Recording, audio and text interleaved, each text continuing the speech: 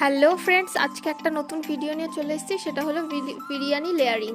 তো ফার্স্ট দেখো, হাঁড়িটাতে ঘি ব্রাশ করে নিয়ে তারপরে এখানে চিকেনের গ্রেভিটা দিয়ে দিচ্ছি, কারণ নিচের দিকে চিকেনের গ্রেভিটা দিয়ে দিলে ভালো হয়, রাইসগুলো লেগে যায় না। তারপরে এখানে রাইস দিয়ে দিচ্ছি, আর রাইসটা যতবার দেবো লেয়ারে লেয়ারে কিন্তু নুন আর চিনিটা দিয়ে দেবো, না হলে টেস্টটা ঠিকঠাক হবে না। এই দেখো, আমি এখানে দিয়েও নিলাম।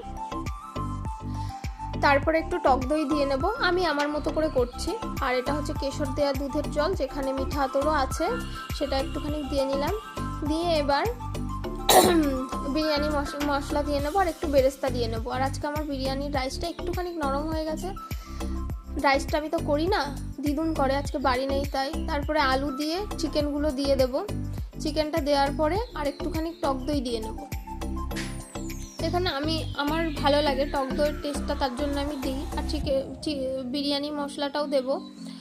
টক দইটা আমার ভালো লাগে, তোমরা না চাইলে নাও দিতে পারো। আমি একটু প্রফেশনালভাবে করতে চেষ্টা করেছি, পারি না আমি সেরকম একটা। তারপরে আবার পুরো রাইসটা দিয়ে দেবো, দিয়ে আবার নুন চিনি ঠিকঠাকভাবে দিয়ে নিলাম।